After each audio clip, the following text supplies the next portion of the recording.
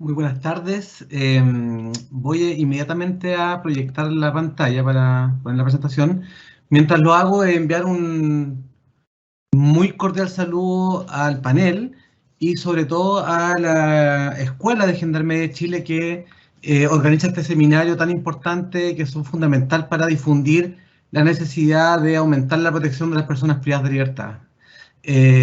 También es importante, y por eso nos sentimos tan congratulados de estar acá, de poder representar al Comité para la Prevención de la Tortura, que es un órgano joven, nuevo, pero estamos haciendo un énfasis importante en la defensa, protección y prevención de la tortura en los lugares de privación de libertad, específicamente en el ámbito penitenciario, así que agradecemos mucho la posibilidad de estar hoy acá. Si me dan un segundo, voy a proyectar para, sin más, comenzar la exposición. ¿Pueden ver la presentación? Perfecto, muy bien. Pues bien, los contenidos de hoy día de mi presentación básicamente girarán en torno a entregar algunas nociones de cómo se configura en el derecho internacional de los derechos humanos la prohibición absoluta de la tortura, para luego ver algunos contenidos y elementos básicos del concepto internacional de tortura y malos tratos. Vamos a ver cómo el devenir del siglo XX y también cómo uno ve cuestiones asociadas a la violencia de Estado en el siglo XXI ha puesto de manifiesto la necesidad de reforzar las estrategias para prevenir la tortura y los malos tratos, especialmente en contexto de privación de libertad, para finalmente hablarles un poco de cuáles son las estrategias que se han diseñado para hacer un énfasis en esta obligación tan importante que tiene el Estado de prevenir la tortura y los malos tratos en los lugares de privación de libertad. Así que, sin más comienzo,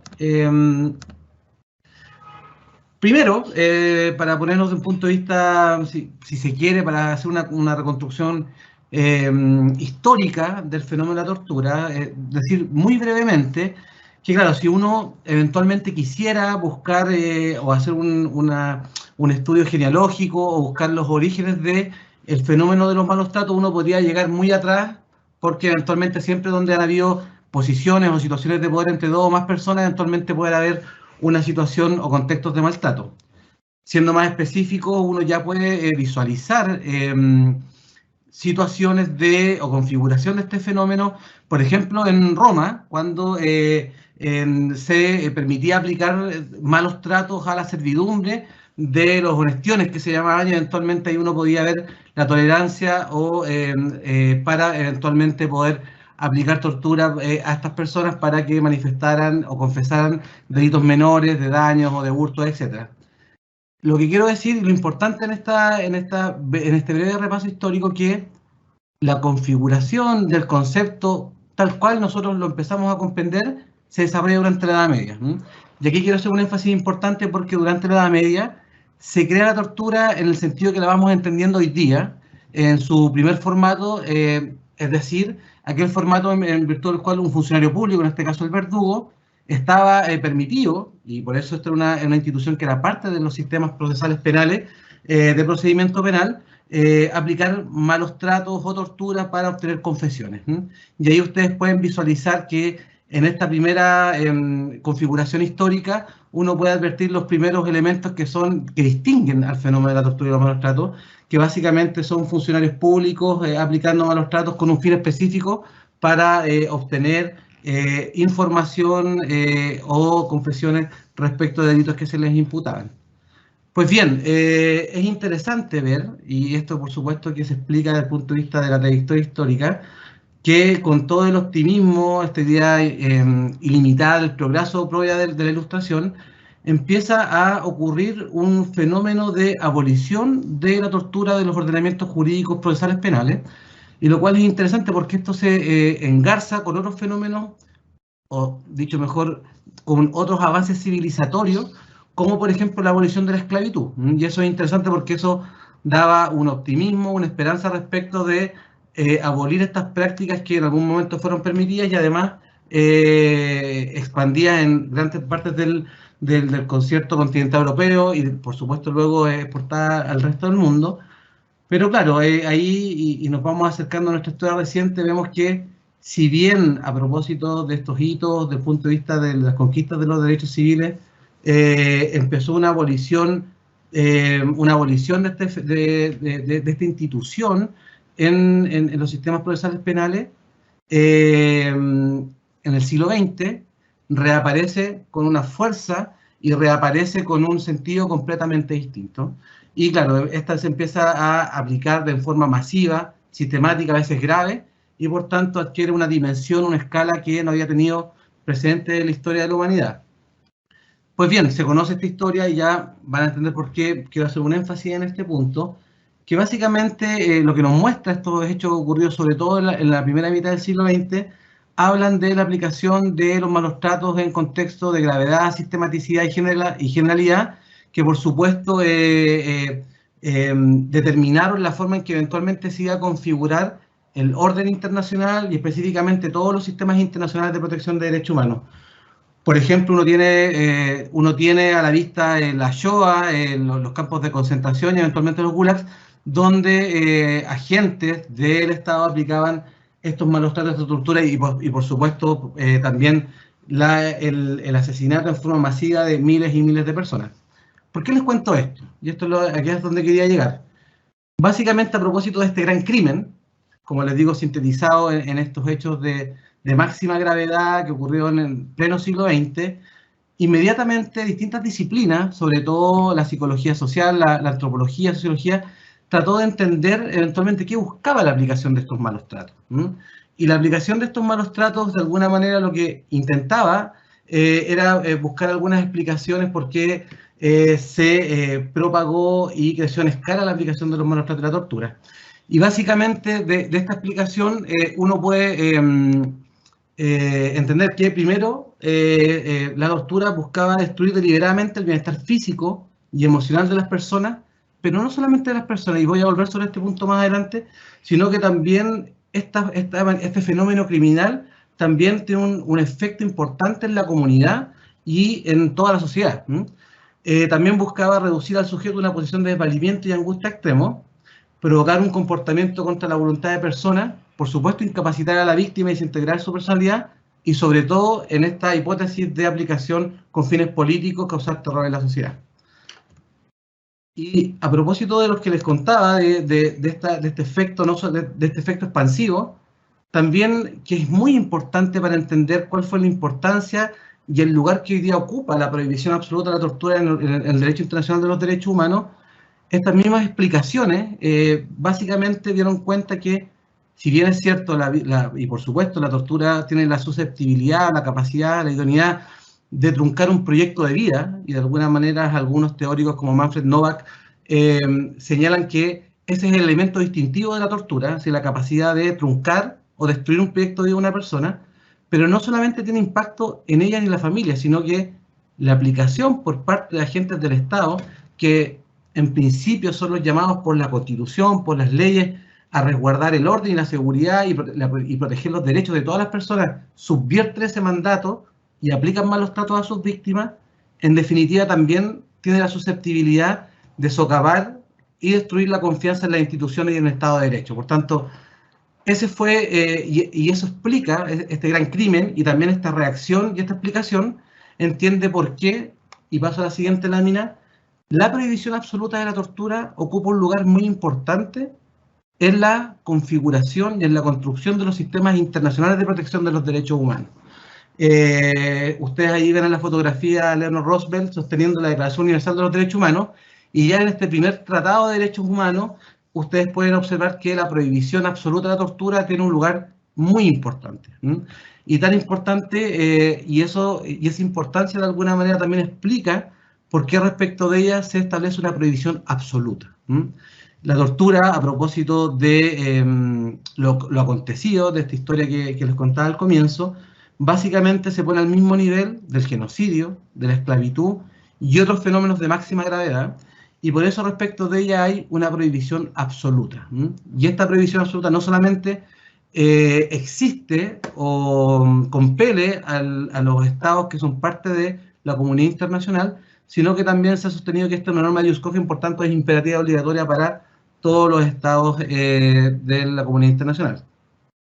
También esta prohibición absoluta nos señala que esta es inadmisible bajo cualquier circunstancia. bajo circunstancias de guerra, emergencia pública, amenaza terrorista, y ahora incluimos incluso en contexto de pandemia o emergencia sanitaria. Y eso es bien importante porque ahí, a propósito, y esto es lo interesante respecto del fenómeno de la privación de libertad y eventualmente de las obligaciones que tiene el Estado en materia de prohibir, prevenir, sancionar la tortura, que se van creando nuevos espacios de privación de libertad donde es necesario resguardar la integridad y el trato digno de las personas privadas de libertad. Estoy pensando derechamente, por ejemplo, en residencias sanitarias, en el manejo de la pandemia en contextos de privación de libertad. Y finalmente, esta idea de la prohibición absoluta nos indica que en caso en que esto ocurra, el Estado tiene obligaciones reforzadas. Y tiene obligaciones reforzadas de investigar, de sancionar y sancionar proporcionalmente a la gravedad del delito y, sobre todo, acompañar y rehabilitar a las víctimas. Pues bien, si uno mira y se fija cómo eventualmente devino esta construcción y estos esfuerzos por parte de la comunidad internacional, se da cuenta inmediatamente que los primeros tratados de derechos humanos, que fueron tratados de carácter general, establecen, por supuesto, como les digo, en el lugar de privilegio y como uno de los pilares fundamentales de estos cuerpos normativos, la prohibición absoluta de la tortura. Y así, por ejemplo, uno lo encuentra en la Declaración Universal de Derechos Humanos, también en el Pacto Internacional de Derechos Civiles y Políticos y en la Convención Americana de Derechos Humanos. Ahora, el problema que se comenzó a generar a partir de eso, que había claridad total, que la tortura era un crimen internacional, al igual como lo es el genocidio, los crímenes de guerra y los crímenes de la humanidad, pero no había una definición que pudiera, de alguna manera, explicar y dar los elementos para entender cuándo se configuraba en forma específica. Y por tanto, después de este esfuerzo importante de la comunidad internacional de prohibir absolutamente y hacer pedagogía en torno a ese concepto, se empieza a definir y describir la tortura con todo y cada uno de sus elementos. El primer esfuerzo desde el punto de vista de un instrumento de derechos humanos fue la Declaración contra la Tortura de Naciones Unidas en la década de los 70, y este esfuerzo termina y se sintetiza con la redacción de la Convención contra la Tortura de Naciones Unidas, e inmediatamente después de esta, con el Tratado Regional, que es la Convención Interamericana para Prevenir y Sancionar la Tortura. Y ahí nosotros podemos ver y podemos empezar a visualizar, claro, después de este esfuerzo de prohibir absolutamente, también uno va entendiendo cuáles son los elementos que se requieren para que se configure un acto o un crimen de tortura. Ahí ustedes tienen la definición de tortura de la Convención contra la Tortura de Naciones Unidas, el cual en el artículo primero señala, y ahí entrega el primer elemento, que tiene que ser un acto, y este acto puede darse desde el punto de vista de su ocurrencia como una acción o una omisión. Y básicamente este elemento ya empiezan a ser elementos muy importantes que infligen intencionalmente o deliberadamente dolores o sufrimientos graves. Y aquí ya nos encontramos con los aspectos centrales y fundamentales para entender y para visualizar la configuración de la tortura. La severidad del sufrimiento, por supuesto, que es uno de los elementos clave, y ya lo vamos a ver a propósito también de la incorporación en estos tratados del concepto de los tratos crueles, inhumanos y degradantes. Estos sufrimientos y estos malos tratos que tienen que ser graves desde el punto de vista de la severidad pueden ser físicos o mentales. Ahí, por supuesto, que los físicos, y ahí, por supuesto, que vienen inmediatamente al imaginario situaciones de malos tratos, golpes de mano, puño, bastón, aplicación de corriente en contextos de más gravedad, por supuesto, pero también mentales. Por ejemplo, un simulacro de fusilamiento puede ser, de acuerdo a la evidencia, un acto constitutivo de tortura. Y luego de estos elementos que son centrales, que es la intención deliberada y la severidad de los dolores o sufrimientos, vienen las finalidades, que la finalidad también, en este primer esfuerzo por definir, conceptualizar la tortura, adquiere una posición bien predominante, y de acuerdo a la Convención contra la Tortura de Naciones Unidas, estos fines pueden ser, en términos bien generales, de tres tipos. La finalidad de obtener una confesión o obtener algún tipo de información, la finalidad de castigar, la tortura punitiva, castigar por un acto que la víctima haya cometido o se le impute haber cometido, y finalmente la tortura que se aplica con fines o finalidad derechamente discriminatoria. Y ahí tienen los tres grupos de situaciones que eventualmente pueden configurar tortura. Lamentablemente, en los años en que ha regido la ley 20.968, que por primera vez en Chile tipifica el delito de tortura, ya uno puede visualizar distintos tipos de casos que dan cuenta de esta tortura, es decir, de esta severidad, este sufrimiento grave, que además busca fines específicos. Lo pongo de manifiesto y voy a comentar algunos casos, porque claro, uno eventualmente cuando mira esto y además lo mira en trayectoria histórica piensa que son cosas de otros momentos, que esto ya no existe. Pero en estos pocos años de vigencia de la ley sí nos hemos encontrado con distintos tipos de casos e investigaciones que dan cuenta de esta aplicación de malos tratos con el nivel de severidad que exige el tipo penal y eventualmente con lo que buscan algunas de estas finalidades que establece el concepto. Por ejemplo, respecto de la hipótesis de obtener una información, una confesión, en el norte del país hubo un caso en que Carabineros detenía a una persona que tenía una orden de aprehensión y como esta persona sabía que tenía una orden de aprehensión, se negó a darles el nombre. Como se negó sistemáticamente a dar el nombre, para que lo manifestara, lo empezaron a golpear duramente en golpes de puños, manos y bastones institucionales, y producto de esa golpiza a la víctima se le rompió el vaso, que es un órgano vital. Ya ustedes pueden tener y pueden visualizar todo y cada uno de los elementos de la tortura, es decir, un grave sufrimiento, en este caso,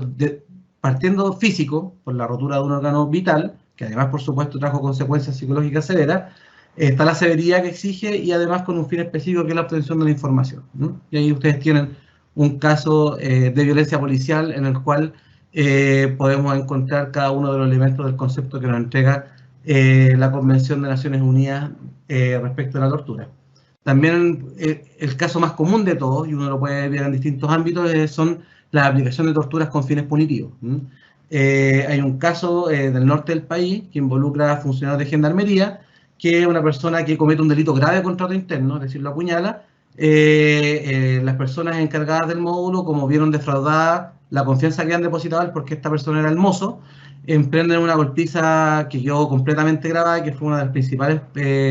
pruebas de la investigación, donde se les ve golpearlos reiteradamente después de puños y manos, lo bajan, lo descienden por una escalera, y luego de bajarlo lo siguen golpeando, levantan la polera para ver cómo estaba, le siguen pegando, finalmente le cortan el pelo con un cuchillo y le tiran gas. Por lo tanto, la duración y otras cuestiones también explican la concurrencia de estos actos, pero el punto de vista, el tema que yo quiero puntualizar, desde el punto de vista de los fines, ahí claramente está la finalidad punitiva de castigo, porque él hizo un hecho, y a propósito de ese hecho se le castigó extralegalmente, y se le aplicaron estos malos tratos, estos graves sufrimientos de carácter físico y también psicológicos, de acuerdo a lo que manifestó el protocolo de Estambul aplicado en esa oportunidad. Y finalmente el fin discriminatorio, y ahí ustedes pueden visualizar la aplicación de malos tratos por ejemplo, razones o motivados por identidad de género, origen nacional, pueden dar lugar a uno de estos elementos. Finalmente, y esto es bien importante destacarlo, para que se configure también el concepto de tortura, esto tiene que ser aplicado por un funcionario público. Y además, y esto es una cuestión interesante que contiene la definición internacional, que también a su vez recogió en la tipificación del delito en Chile, es que también puede ser sujeto activo o un perpetrador de este delito, personas que sean particulares, pero que ejerzan una función pública.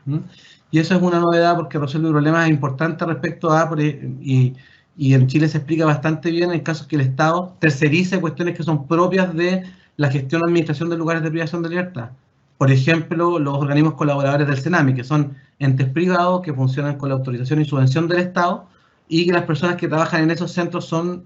desde el punto de vista de su contratación, privados, pero como se entiende que es una función pública, por tanto pueden ser autores de este tipo de delitos. También hay otras definiciones, no me voy a extender en ellas, pero es interesante mirar, por ejemplo, la Convención Interamericana para Prevenir y Sancionar la Tortura, y es interesante por la razón que, a propósito de las críticas que se formularon respecto del elemento de la finalidad,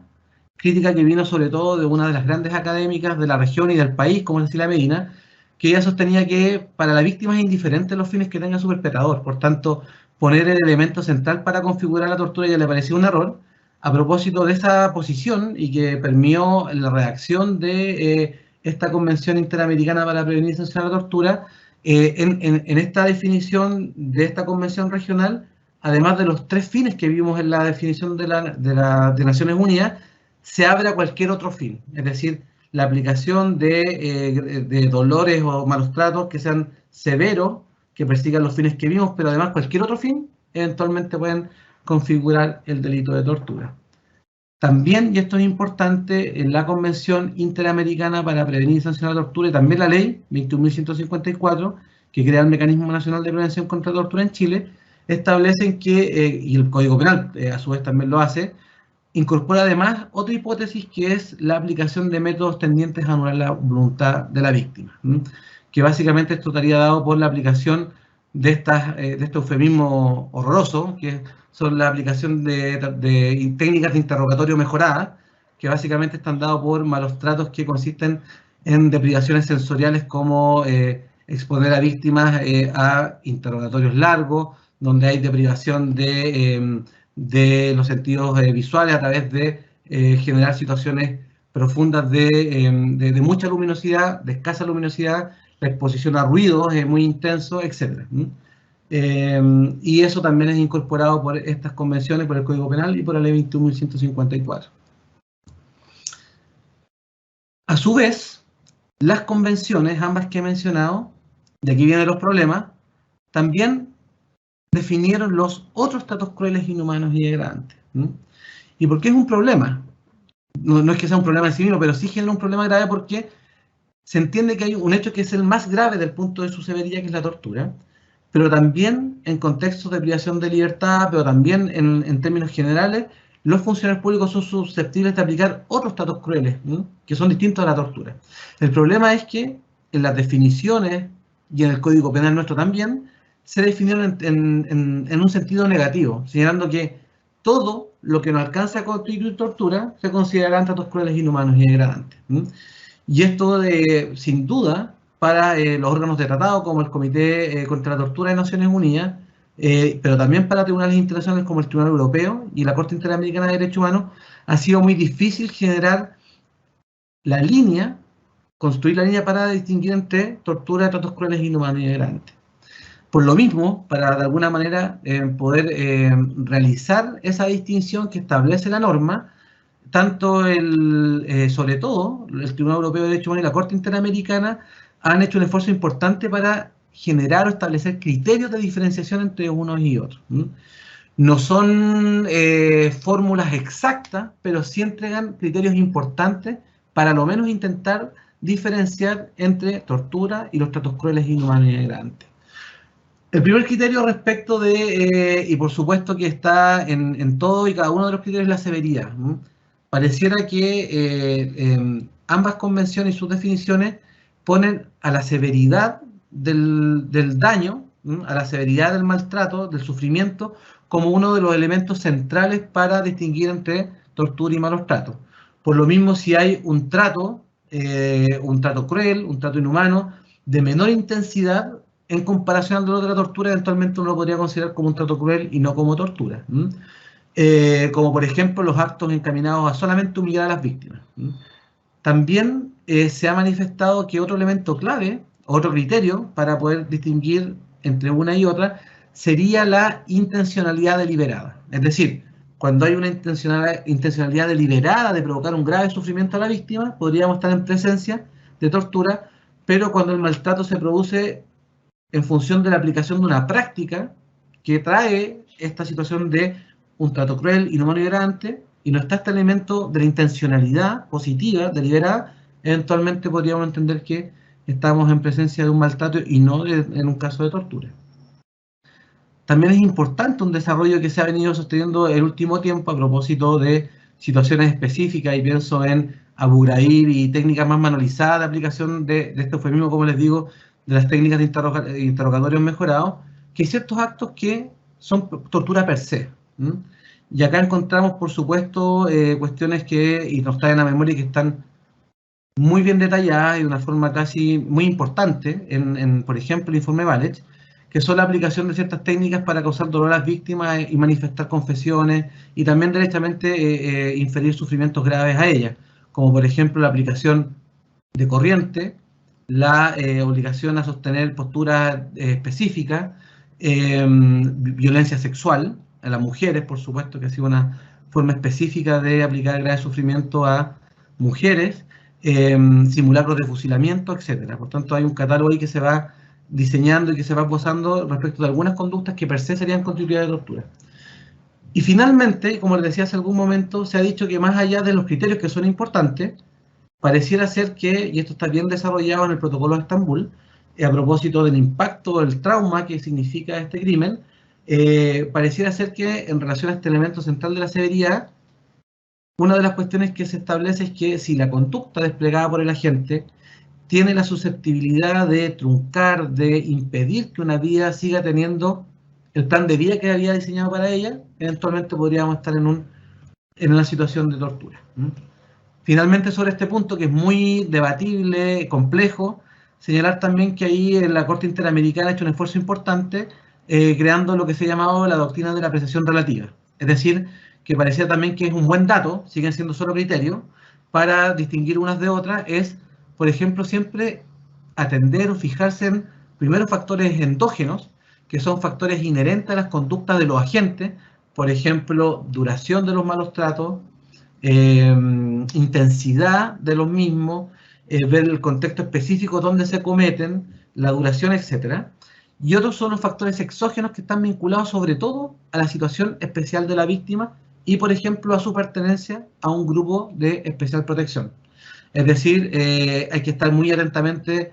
a la edad de la víctima, si es un niño, por supuesto, una niña, la susceptibilidad que un maltrato genere, este trauma importante, es un dato importante a considerar.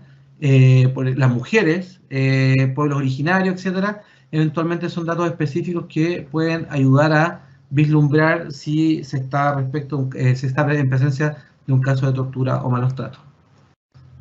Pues bien, habiendo hecho esta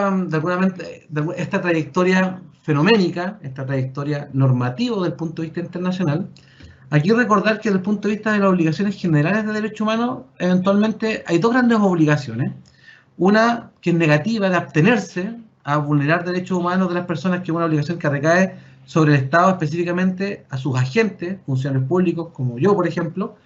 y la obligación de garantizar, que es una obligación de carácter positiva, en virtud de la cual el Estado tiene que adoptar todas las medidas legislativas, administrativas, judiciales, etcétera, para respetar los derechos humanos de las personas. Y acá se vuelve importante a propósito de lo que estamos conversando, porque en el caso que efectivamente se produzca la vulneración de derechos, el Estado tiene las obligaciones, en este tema de tortura y tratos crueles, la obligación reforzada de investigar y sancionar proporcionalmente, no cualquier sanción, de reparar y rehabilitar a las víctimas, de ofrecer garantías de no repetición. Respecto a la obligación que tiene reforzada el Estado de investigar y sancionar, señalar que, como nosotros vimos a propósito de los tratados y normas internacionales, podemos señalar desde ya que el primer esfuerzo, junto con Prohibir, fue que los estados investigaran y sancionaran proporcionalmente en caso que ocurrieran casos de tortura. Y claro, si uno mira, por ejemplo, y acá uno puede realizar fácilmente esta constatación, si uno mira y reconoce este esfuerzo que hicieron la comunidad internacional por una parte, pero también la sociedad civil. Aquí Amnistía Internacional hizo un trabajo bien importante para visualizar la existencia de tortura y también impulsó a los estados a identificarla, pesquisarla y que se investigara y que se sancionara. Pese a todos estos esfuerzos, por supuesto que la segunda mitad del siglo XX, lo que va al XXI, nos ha mostrado que, pese a todos estos esfuerzos, la tortura prevalece. Prevaleció, y acá hay imágenes, por ejemplo, de la dictadura militar en Chile, en Argentina, y eso pasó también en muchos otros continentes del planeta, pero también prevalece hoy día. La violencia ejercida por parte de los agentes del Estado sigue existiendo. Acá tenemos la imagen de esta detención racista a este ciudadano norteamericano, George Floyd, y digo racista porque no había ningún motivo para controlar la identidad, solo caminaba por ahí, y por supuesto, como se puso nervioso, como se ponen nerviosos todas las personas afroamericanas que son sometidas a un control policial, es reducido a través de esa maniobra que está completamente prohibida, y producto de eso, durante 10 minutos murió. Y también no solamente en contextos policiales o penitenciarios, uno tiene que pensar que la violencia estatal, la posibilidad de tortura muestra también está en otros muchos ámbitos. Por ejemplo, a propósito de las declaradas guerras contra la inmigración ilegal, la declarada guerra contra las drogas, eventualmente siempre está esta potencialidad y ocurre todos los días en todas las partes del mundo. Pero también ocurre en Chile. Y eso, por supuesto, no tenemos que desconocerlo. Y es importante señalar que las posibilidades, la potencialidad de ocurrencia de tortura o malos tratos no solamente se da en el ámbito policial o penitenciario. Por ahí ustedes tienen este tristísimo titular, tristísimo, que de alguna manera dio cuenta de la situación compleja de vulneración de derechos donde estaban los niños y niñas, que es el caso de la muerte de la niña Lisette Villa, que producto de una maniobra prohibida para contenerla, le causó la muerte provocándole un paro cardiorrespiratorio. Ahí, para contener a los niños y niñas, le hacían una maniobra llamada el sushi, que la envolvían en sábana, y esa maniobra, por supuesto, y ella descompensada, le generó un caro paro respiratorio y murió. Tenemos también un caso en el ámbito de la salud mental. Los psiquiátricos también son lugares de privación de libertad, y en él se generó este caso que obtuvo hace poco una condena, que es el caso de una violación por parte de un enfermero de una paciente del Holly, tortura sexual. Gendarmería, el caso que les comentaba, que fue un caso muy dramático, y muy dramático no solamente por el caso de la ocurrencia de los malos tratos brutales en contra de la víctima, sino que también, y a mí me tocó, y lo digo con conocimiento específico, a mí me tocó ser parte del equipo que apoyó la investigación, yo en ese tiempo trabajaba en la Fiscalía Nacional. También fue un caso que nos entregó muchas lecciones porque, claro, quizás el Estado a veces tiene la capacidad de investigar, pero ahí se demostró que el Estado no tenía la capacidad de darle protección, ofrecerle protección a la víctima. Y la víctima, después de esto, fue trasladada a Valdivia, alejándola completamente de su familia, y cuando tocó el juicio oral, él fue trasladado y pasó por muchas cárceles, y por supuesto que su tránsito atravesando todo el país para llegar a su juicio oral, el donde fue reconocido como víctima, por supuesto fue una situación de vulneración de derechos importante. Y ahí el Estado no tuvo la capacidad de protegerlo tampoco. También tenemos casos severos, y este caso es importante respecto del resultado judicial. Este fue la primera condena por tortura, de acuerdo a la ley 20.968, que es el caso de un funcionario policial de Carabineros de Chile que aplicó torturas reiteradas en contra de víctimas que eran vendedores ambulantes. Él tenía un modus operandi, él se opuso a erradicar el comercio ilegal en la zona de Mey, y a propósito de lo mismo, él para hacerlo intimidaba a las víctimas, las llevaba a un carro que se estacionaba en la Plaza Argentina, que es una plaza que está en un lugar muy populoso en Santiago de Chile, y en él desplegó una violencia importante para castigar a las víctimas que ejercían el comercio ambulante. Una cuestión que ni siquiera es delito, es una falta administrativa.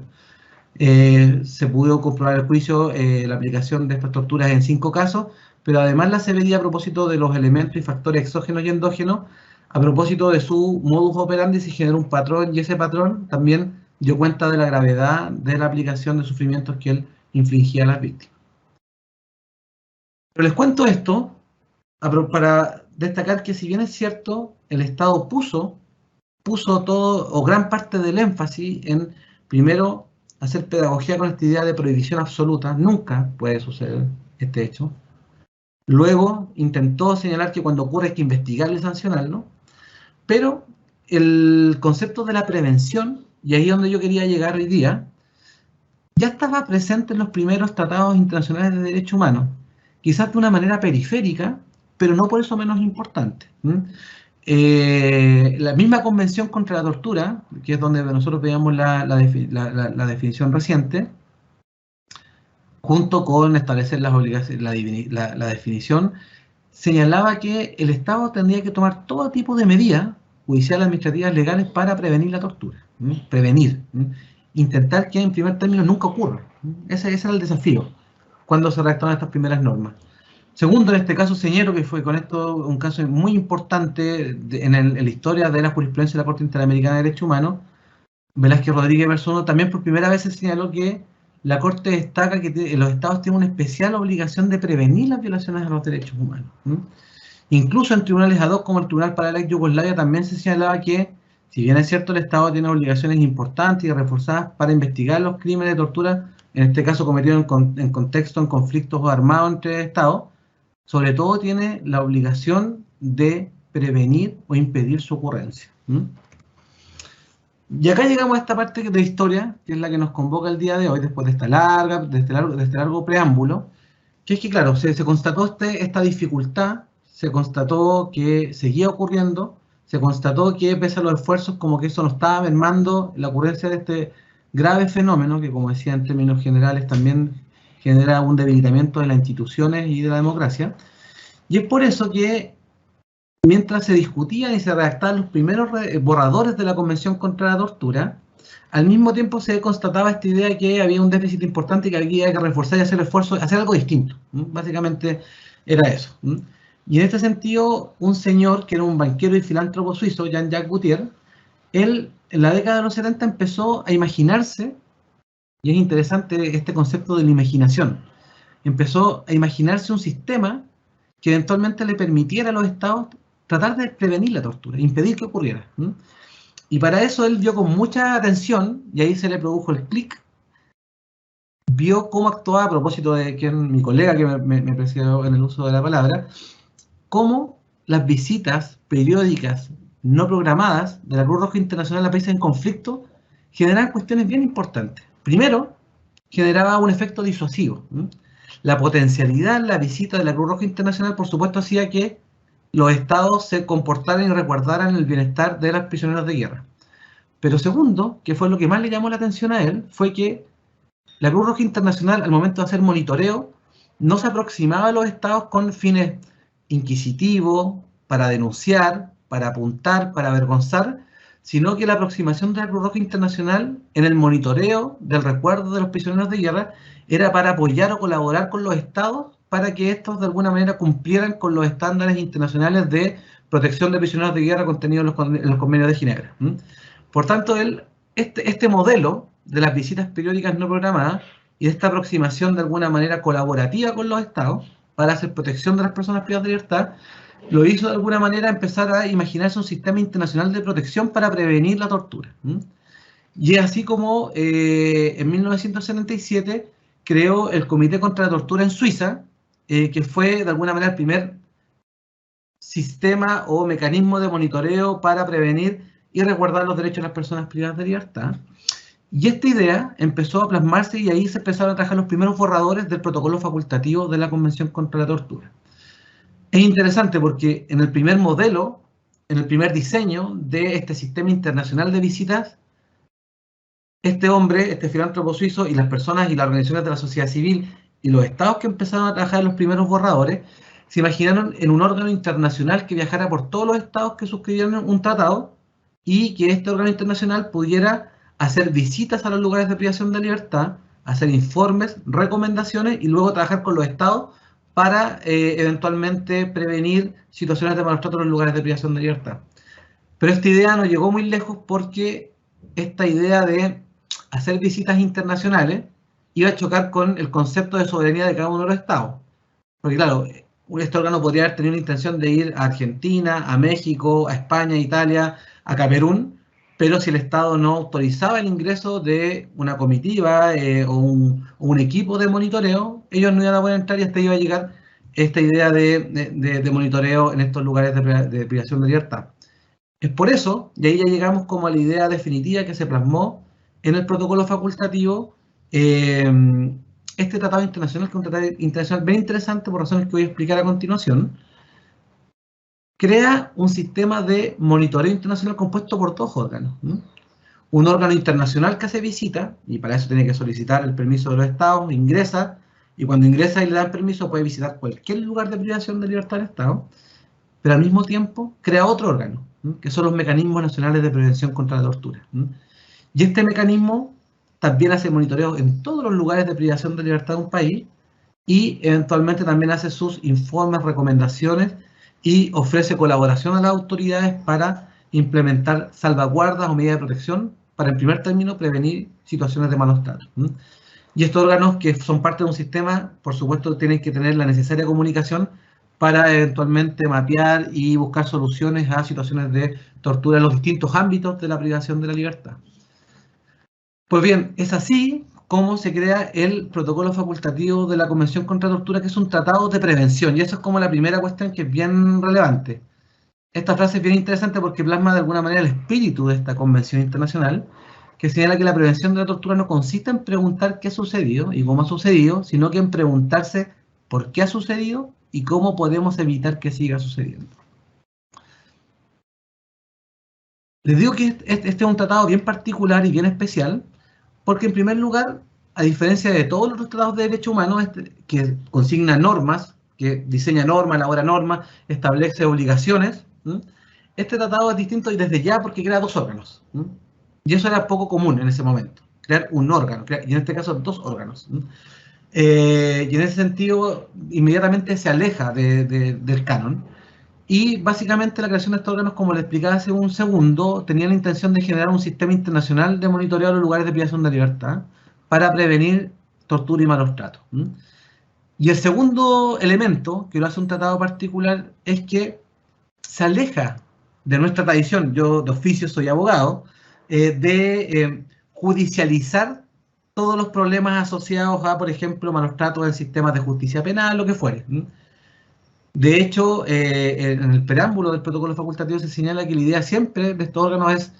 ocupar mecanismos que no sean jurisdiccionales para intentar prevenir la tortura y los malos tratos en los lugares de privación de libertad. Y en cambio, en vez de utilizar estos mecanismos jurisdiccionales para resolver controversias, la idea es ocupar otro tipo de estrategias, ¿sí? Y que sean sobre todo no adversariales, sino colaborativos, ¿sí? Hacer monitoreos, visitas para eventualmente identificar situaciones de riesgo y proponer medidas de cambio, ¿sí?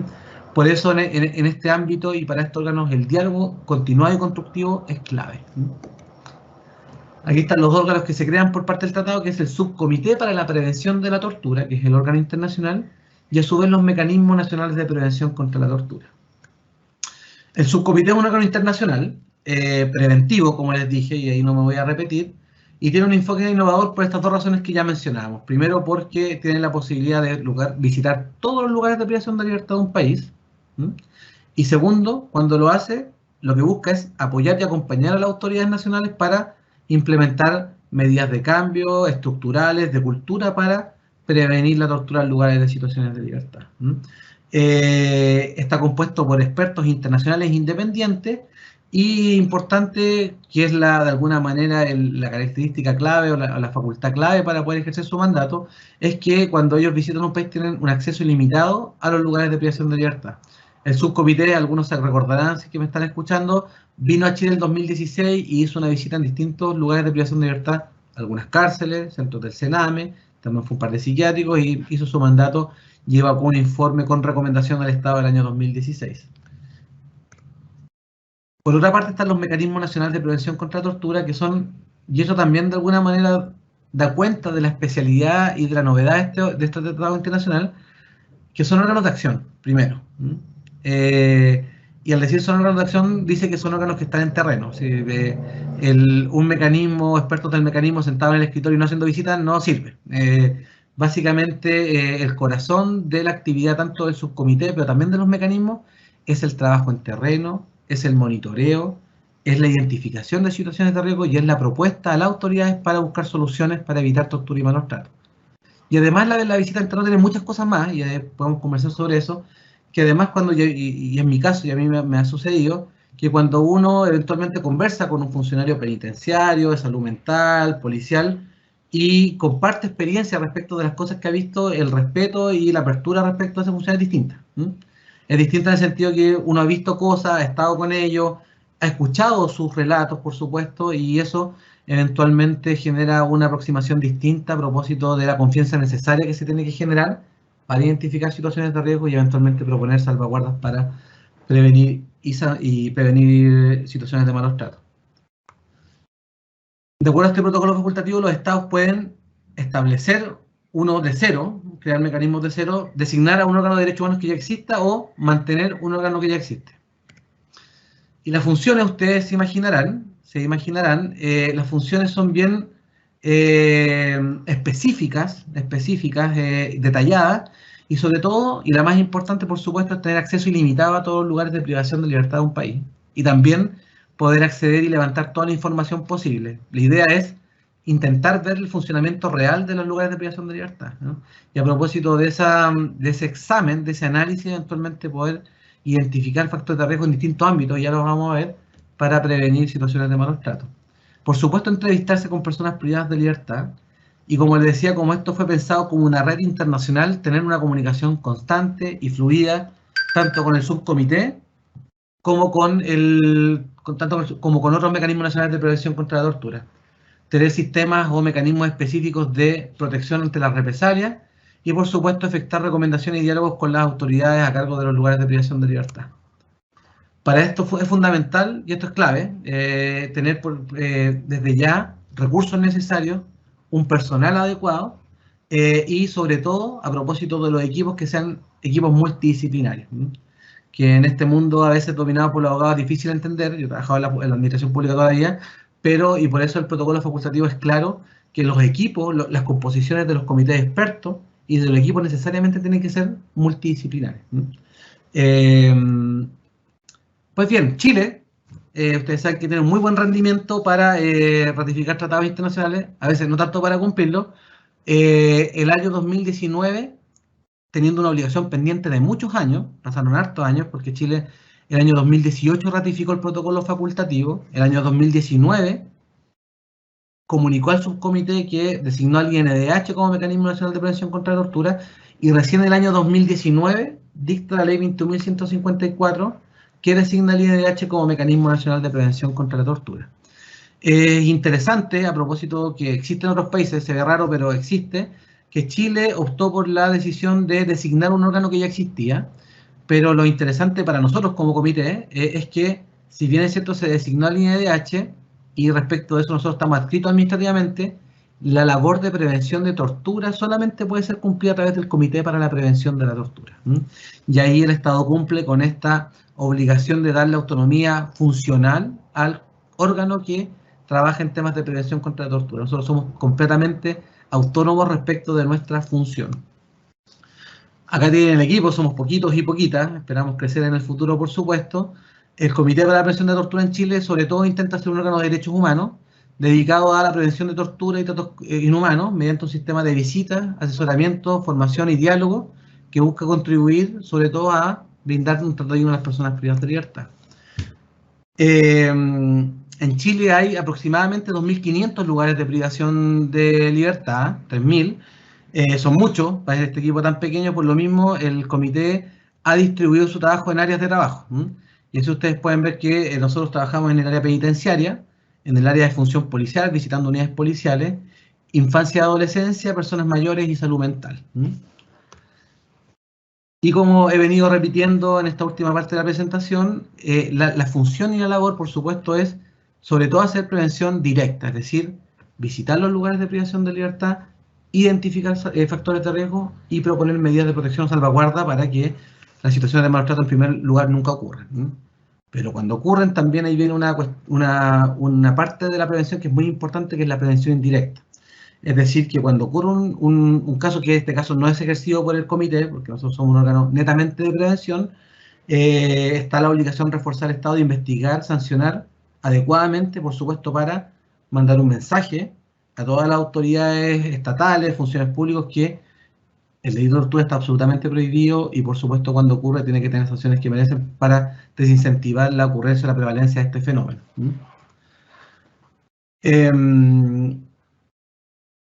Esto es importante, y con esto ya voy terminando, para hacer un real trabajo de prevención en los lugares de privación de libertad. El órgano de monitoreo, en este caso el Comité para la Prevención de la Tortura, tiene que hacer un análisis exhaustivo de distintas dimensiones del funcionamiento de los lugares de privación de libertad. Tradicionalmente, a propósito del trabajo de los órganos de derechos humanos, están sobre todo asociados a temas de trato, y eventualmente ahí se focaliza la mirada, y ahí eventualmente se puede hacer el trabajo de prevención, y también eventualmente se puede judicializar ese conflicto. Pero el Comité para la Prevención de la Tortura, en este caso, en la primera etapa, hizo un trabajo bien intenso en la elaboración de diagnósticos para, de alguna manera, catastrar que no existía los lugares de privación de libertad en todo el país, y luego de hacer este diagnóstico, generar y construir las metodologías para eventualmente levantar toda la información para hacer informes lo más exhaustivos posible, y de esa manera hacer una función súper especializada y específica para identificar ciertos factores de riesgo en prevención. Ahí ustedes pueden mirar en la lámina que hay 8 niveles de análisis, y cada de esos niveles de análisis en total son 32 subdimensiones. Por tanto, y estas están asociadas al régimen de las actividades, al contacto con el mundo exterior, con visita, contacto con los familiares, condiciones materiales desde ya, que también históricamente se ha puesto el foco ahí, pero son muchas más dimensiones que esta, acceso a la salud, medidas de protección, seguridad, orden y disciplina, trato, y esto es un elemento que está poco explorado y por supuesto que nosotros intentamos siempre profundizar la gestión del personal. Condiciones laborales, formación en derechos humanos son cuestiones claves para efectos de prevenir la tortura en los lugares de privación de libertad. Hasta ahora, en el año 2021 y el 2022 hemos hecho 77 visitas en los distintos espacios de privación de libertad del país. Todas esas visitas después han sido sucedidas por informe, formulación de recomendaciones, y ya estamos sosteniendo muchas mesas de diálogo con las autoridades para generar medidas y salvaguardas de protección en cada una de ellas. Después, por supuesto, viene toda una metodología para sostener los diálogos con las autoridades para, en conjunto y en forma colaborativa, intentar de intervenir y prevenir estos lugares de privación de libertad.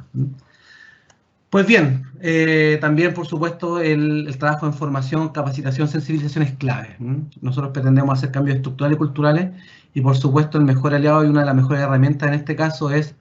la formación, la capacitación y la sensibilización. En estos 2 años de existencia hemos ya capacitado a más de 1.905 funcionarios y funcionarias públicas en el país. Con esto termino. Reitero mis agradecimientos a este espacio. Yo creo que estos tipos de espacios son fundamentales porque, sin duda, todos los que trabajamos, y en esto, por supuesto, todas las instituciones, estamos de alguna manera conectados con el hecho y la realidad que las personas privadas de libertad generalmente son los últimos que se quedan en la fila. Es impopular a veces otorgar recursos, generar estrategias para asegurar el trato digno de cada uno y una de ellas. Por lo mismo, nosotros somos unos convencidos que la prevención funciona, que el monitoreo es fundamental en este tipo de casos y sobre todo también es fundamental acompañar a las víctimas y intentar hacer todos los esfuerzos para que el Estado las rehabilite y puedan tener, a partir de los eventos traumáticos que pueden constituir los torturas y malos tratos, una vida digna, y en ese sentido el Estado tiene mucho que hacer y por eso estamos con toda la energía trabajando día a día en todos los espacios de privación de libertad. Muchas gracias.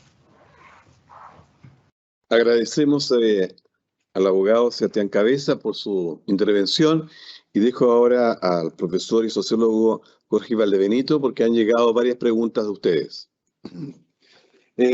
Las preguntas, presidente, están dirigidas al presidente del Comité de Prevención de la Tortura, el abogado Sebastián Cabezas. La primera de ellas la realiza la aspirante oficial Sofía Méndez. Señala lo siguiente: cuando se habla de tortura se hace mención que es parte de funcionarios públicos, pero cuando lo cometen los grupos sociales, ¿cómo sería catalogado? ¿Cuál sería la sanción si es que existe? ¿Se basaría por los principios del Estado o de igual manera por los tratados de derechos humanos? ¿Contesto inmediato? Perfecto. Esa pregunta es extremadamente interesante porque de alguna manera las definiciones internacionales ahí incorporan una novedad importante, porque también la forma de resolver la potencialidad de visualizar la tortura respecto, por ejemplo, de particulares, personas que no son agentes del Estado, es bien interesante cómo se está desarrollando esa discusión, sobre todo en el ámbito del derecho internacional de los derechos humanos. Me explico. Histórica o tradicionalmente la tortura se concebía efectivamente del funcionario público a un particular, y ahí no hay mayor duda, pero como vimos en la lámina, también existe la posibilidad que un particular que ejerce una función pública, pero también un particular que cometa actos de malos tratos con aquiescencia, tolerancia y el consentimiento de un agente estatal, también eventualmente puede configurar una hipótesis de tortura. Y en este caso, por supuesto, es bien importante visualizar que si un funcionario público o funcionaria pública está presenciando o va a presenciar un acto de maltrato entre dos particulares y esa persona consiente la aplicación de esos malos tratos, eventualmente se puede configurar la tortura en esa situación específica. El Código Penal, y en esto es una discusión que nos lleva a otros espacios, pero por supuesto si hay una pregunta podemos intentar resolverla, que el Código Penal incorpora esta figura también omisiva, es decir, el caso en que una persona presencia un acto de tortura, que eso involucra también más a funcionarios públicos, pero el que presencia una conducta y eventualmente no la impide, estando en posición de hacerla, también eventualmente eso puede configurar un acto de tortura. Me termino a propósito de esta duda, que es una cuestión que se está discutiendo mucho, sobre todo en el sistema interamericano, y lo planteo acá porque es una cuestión nueva y respecto a eso yo me imagino que se va a escribir mucho, que en un fallo reciente del sistema interamericano, de un caso contra Venezuela, la Corte Interamericana condenó al Estado de Venezuela por sostener que en un caso de violencia doméstica entre dos particulares, cuando el Estado no toma las medidas de protección a una mujer que está en un peligro, en una situación de riesgo, eventualmente esa falta de protección puede constituir un delito de tortura. Y eso es totalmente novedoso respecto del abordaje y la concepción tradicional del concepto de tortura, porque acá derechamente tenemos a dos particulares, un hombre ejerciendo violencia contra la mujer, violencia de género, y eventualmente lo que señala la Corte en este caso es que esa violencia, si la mujer está en situación de ser protegida por el Estado y el Estado no la protege y de alguna manera permite esa violencia, eventualmente puede haber una situación de tolerancia, consentimiento, aquiescencia por parte del Estado, y ese hecho que originalmente es absolutamente entre particulares puede ser o terminar siendo como un caso de tortura o maltrato. Quisiera hacer otra consulta. El aspirante oficial Eric Soto pregunta lo siguiente: ¿cómo medimos en una agresión psicológica o mental, o cuándo se puede considerar esta como tortura? Esa es la pregunta del millón. La pregunta del millón. Afortunadamente, por supuesto, esto da para una mesa y un seminario entero. Naciones Unidas y los expertos internacionales han generado un instrumento que se llama el Protocolo de Estambul, que básicamente es un instrumento internacional para documentar y hacer investigación de acuerdo a los principios de diligencia del caso de tortura o malos tratos. Este instrumento internacional, afortunadamente, además, fue actualizado este año, por tanto, eso también es muy interesante tenerlo a la vista. Y ese instrumento le entrega a los forenses, a los peritos forenses y personas especializadas en el ámbito de la psiquiatría y la psicología a propósito del grave sufrimiento psicológico, de ciertos síntomas que dan cuenta de estrés postraumático que eventualmente puede configurar tortura y malos tratos. Como decía, el cambio, el truncar un proyecto de vida, y eso eventualmente puede ser medido a través de sintomatología postraumática, puede eventualmente permitir establecer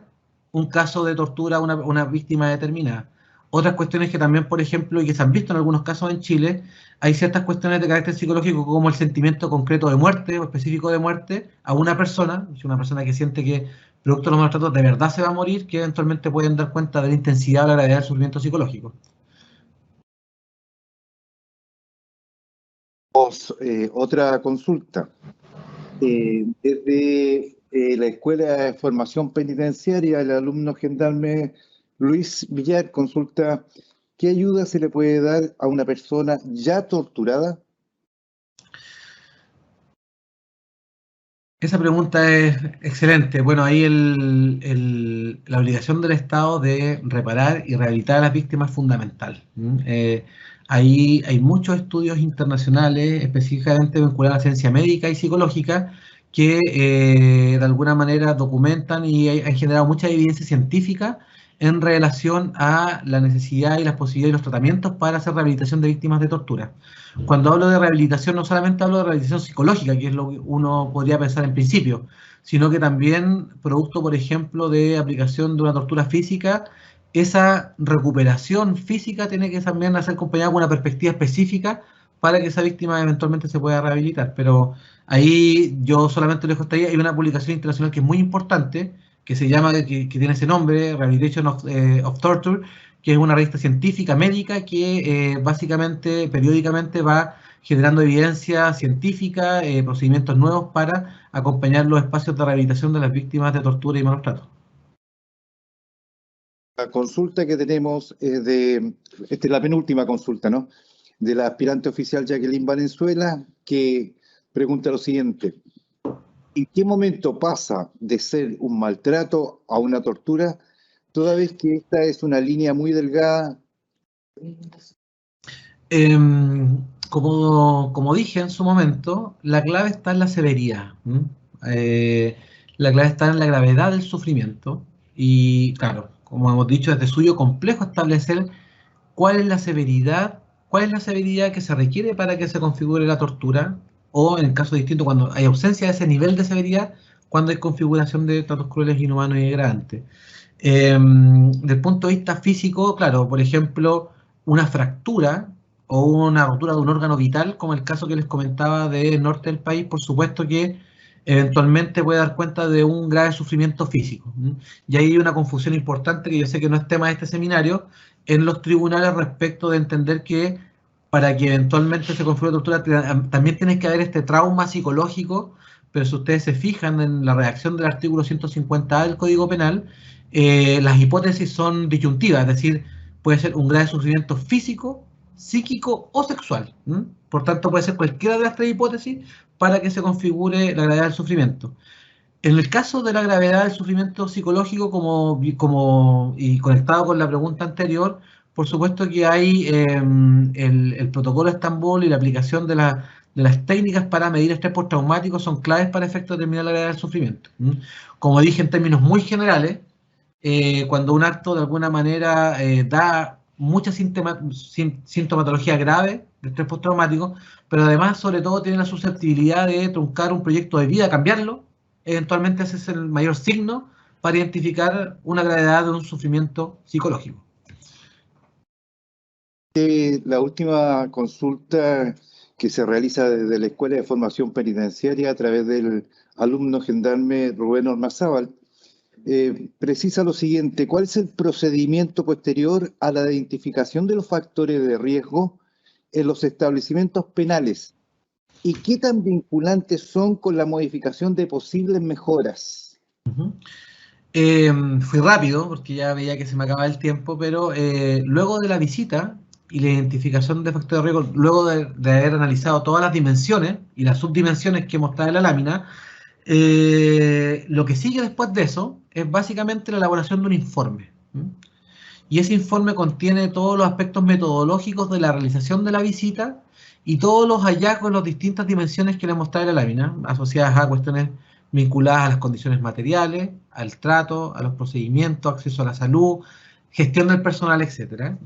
Y una vez analizado todas esas dimensiones y todos los hallazgos, previo a haber aplicado entrevistas, instrumentos de medición de, por ejemplo, constatación de condiciones materiales, etc., se realiza este informe y este informe tiene recomendaciones.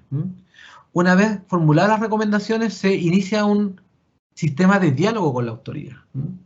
Y como el diálogo no se impone y se convoca de alguna manera, por supuesto, existe una obligación legal y que está contenida en la ley 21.154, que la autoridad tiene que recoger la observación e intentar implementarla.